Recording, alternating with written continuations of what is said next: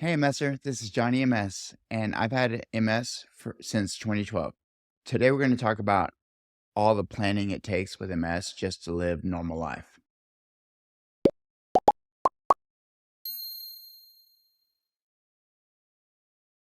So, just to live normal, everything needs to be planned out meticulously just to make sure any variables aren't going to stop you from having a good time, right? One example is that my friend invited me to a football game at his house, and it was in the summer. So, the first thing I had to do was think about, is it gonna be really hot? This is Texas. It gets, 105, 110. I need to be really sure because anything above 74, I I really have a hard time. And the hotter it gets, the worse time. I can't even walk from the truck to the front door. It's just when he invited me, I had to ask him a ton of questions about every little detail before I could even accept his invite. Some of the things I'm just gonna go through some examples of the things I have to think about. The first thing is the heat, like I said. The second thing is just where am I gonna park? Is the parking from where my truck parks to the front door, is it too far? That's the first thing I have to think about. When I close my door, how am I gonna walk to the front door? Is the sidewalk, does it have a lot of steps? Is it far? Things I have to talk about. At his house, I asked him, and he said he had a few steps on the sidewalk up to his door. But the good thing about that, and one thing I've discovered, I can walk on the grass on the side of the sidewalk, so I don't have to go up the steps. I don't do great on inclines, but it's better than trying to go upstairs without handrails because most houses that have steps leading up to the front door don't have a handrail there. If there's a handrail, great, but 90% of the time, there's not a handrail. So the next thing is that I had to think about, okay, from the truck to the front door, is it far? Luckily, this is not what I would consider far. This is a normal distance from the street to where I'm gonna park on the street to the front door. It's a pretty normal distance, so that's not bad. There's a step up at the front door, not terrible because he has a pillar that I can hold on to. I've been there once before, but it was so long ago. I don't remember. I had to ask him that, like, when you get to the front door, are there any steps? Things like that. He told me about that one step.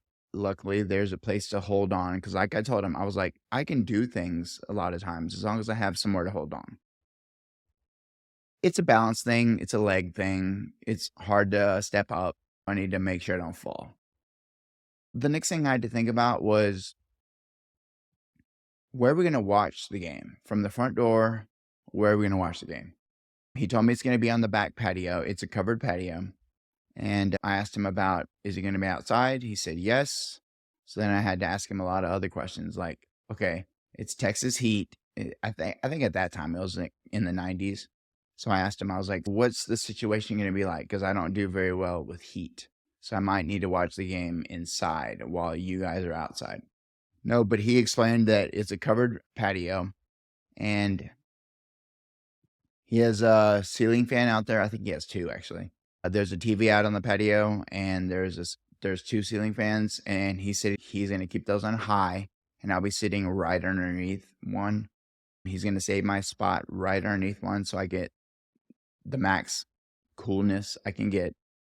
And no, so he explained that to me. So then my next question was, okay, from where I'm going to sit to the bathroom, how far is the bathroom from where I'm going to sit? So luckily it wasn't terribly far, but it wasn't like right next door. Cause I always have to, with MS, I can't really hold it as well as I once could. If I call it a tickle. If I get a tickle that I need to go to the bathroom, I don't have 30 minutes or 20 minutes even. I need to really get moving. Luckily, it's not that far. So that's another thing I had to think about. And then I asked him where we're going to eat. Is it far from where I'm sitting? So I had to ask him a lot of questions like that. That's the general gist of me having to ask all these questions, even before I could tell him, yes, I can go. But he understood. I mean, I've known him for 25 years. So he understood. He understood all the questions. He understood why I need to be really detailed. Yeah, that's the first example. The second example is I went on a road trip with my dad. Dad and I have gone on a hunting road trip. Not really road trip. It's 6 hours to where we're going. It's a hunting cabin at this land in South Texas. And we've been there. I mean, we've owned it for about 30 years. So I've gone probably every year or most years with my dad. And we always spend at least a week together. Just he and I. I don't like to come with a lot of people because I want really quality time with my dad. And we decided to go on our yearly hunting trip in December. Luckily, it's a little cooler. We went mid-December, but sadly in Texas, it could be mid-December and it's still not that cooled down. It could still be like 80, you know? There have been years and I'm like, "Oh my god, why isn't it colder?" And the hunting's usually better when it's colder, so we always want it to be colder. But luckily, I can't really plan on that weather thing, the weather temp. So we went on December 14th. It wasn't cold, but it wasn't warm. So luckily for me, it was in my range. It was, let's say, below 74, 72 or so, which is good for me because that means my walking's better. It's never good. It's just better. Because if it's hot, it's bad usually. I just had to think about tons of things. I've been there for, we've owned it 30 years and I know what the hunting cabin has and what it doesn't have. It's just, I have to think about every little thing. So the first thing was to get into the hunting cabin. There's I'll say a 10-inch step up and I have to say, okay, so how can I get up that step? So luckily my dad last year, he installed like a little handrail for me and it's worked great. And he's getting older, so he knows he might need something soon. So that's the way he's been thinking about things. He's doing things for me out at the hunting land because he's 76. He's pretty healthy. He doesn't need it yet. But as he grows old, I'm sure he's going to be really old and hunting still.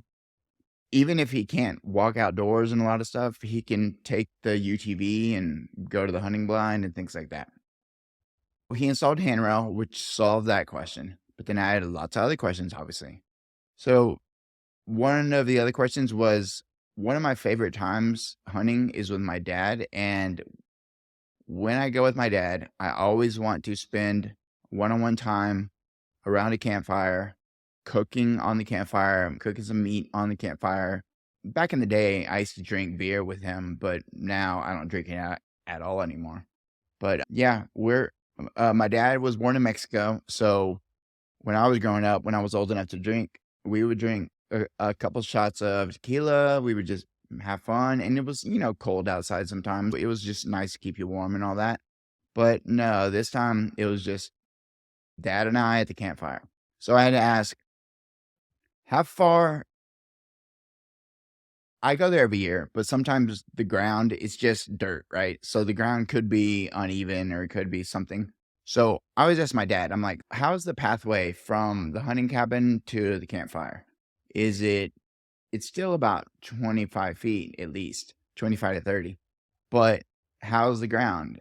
Is it really rocky these days? Is it flat still? Am I going to be okay walking? That's what I ask.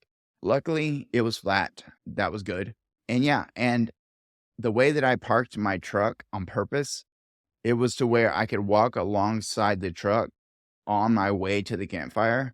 So at least I could hold on to the truck a little bit as I walk because uneven ground is not my friend. I don't do very well with uneven ground. That was that. And then I have so many other details, but another example was the shower.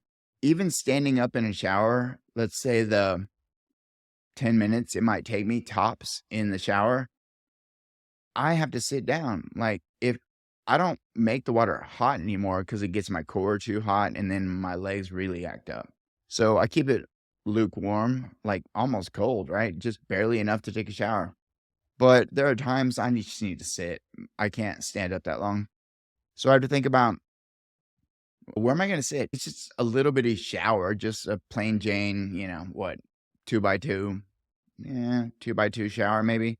That's what the average, like, little just plain Jane shower is, maybe 3 by 3. But the point is that I had to ask my dad, I was like, "What do you think I could do if I need to sit in the shower? Is there a 5-gallon bucket I can sit on? Something?" And he said, "No, why don't we put one of the folding chairs?" So we have these, I'll say, outside folding chairs that are pretty small, but it'll fit in there. So if I need to sit, I can at least sit on the folding chair. Because obviously, if it gets wet, it's not a big deal. It's meant for outdoors. So we did that. This this past trip, luckily I didn't need it. Luckily I was okay. And that's okay. Sometimes my legs are fine, but sometimes my legs just, I don't know when it comes on. So that was that was another thing. That to me, and I still want to always go hunting with my dad with a UTV. It's kind of like a four-wheeler, but it looks like a truck. You can put stuff in the back. With a UTV, getting from the hunting cabin to the deer blind, it's just it's not as hard because I don't have to walk outdoors. If I had to walk outdoors like I used to, I used to have to walk 400 yards, maybe a mile even. And it's just, I could never do that again. But with the UTV, at least I can try to make it work. Those are just two examples of recent things that I've had to deal with. Well, some of the other things that sometimes I have to turn it down even. But one of the things is camping. I love camping. I've always loved camping, but now with MS, it's just really hard. I've realized that if somebody asks me to go camping with them, because me and my friends always go camping, but now they know I can't really go as much. They still invite me, but I have to really ask a lot of questions like, are we, I call it truck camping, where you can park your truck right by the campsite? Or is it that type of camping where you park and you have to walk a mile to get to your campsite? So if we're truck camping and it's even ground, not too holy and rocks and all that, I can usually make it. If I'm not good at it, it's still not good. When I set up the tent and things like that, I have to hunch over and maybe take sit breaks because I'm standing too much. But in general, if it's truck camping, I can make it work usually. The thing that people invite me to that makes me sad that I can't go to is a sports game at, like, a stadium. Like, my friend might invite me because he has season tickets to a Dallas Cowboy game at the stadium, and I would love to go. I used to love to go to sporting events, especially baseball. Baseball, for some reason, baseball in person was always the best. Football in person, I mean, it's still fun, it's just not the same, it's just not as good. But getting from parking way out in the parking lot to the stadium is obviously far. Just that process is far. Even if somebody dropped me off at the front door, getting from the gate, assuming there's no lines, right? If I have to stand in line too long, I'm not going to be able to stand that long because my legs. But once you get in the gate, getting to our seats is far, right? Stadium, right? You might get in one gate, but the seat might be across the entire stadium. So just that process is really hard. I've decided I'm not even gonna try it. It's just too far. It's just like walking in the airport. Can't do that anymore either. But I've thought about using my scooter. I have a scooter and I use it at times. I'll take it to Target or I'll take it to Home Depot or something. But I've thought about using my scooter. But with a scooter at a stadium, at a sporting event or a concert or anything, super hard to do because you can get to your seat with a scooter. But the issue is that once you're at your seat, if the seat's not a handicap seat, there's no place to put the scooter, A. And B, there's really not a lot of handicap seats at stadiums, not as much as you might think. So that's always been an issue. I don't even try to go to events like that. It makes me sad because I used to like doing that. I used to love tailgating. I used to love hanging out with my friends out in the parking lot, but not anymore. It really comes down to this, guys. Everything with MS, everything, even walking to the mailbox, takes thought. You have to think about every little detail. And I'm just at that point where sometimes I can get from point A to point B, or maybe it's a boat ride.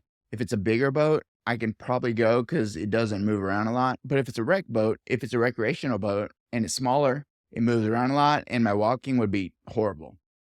I can make things happen. I'm sure I can get to the boat and sit down, but sometimes it's a lot of effort just to do these things, right?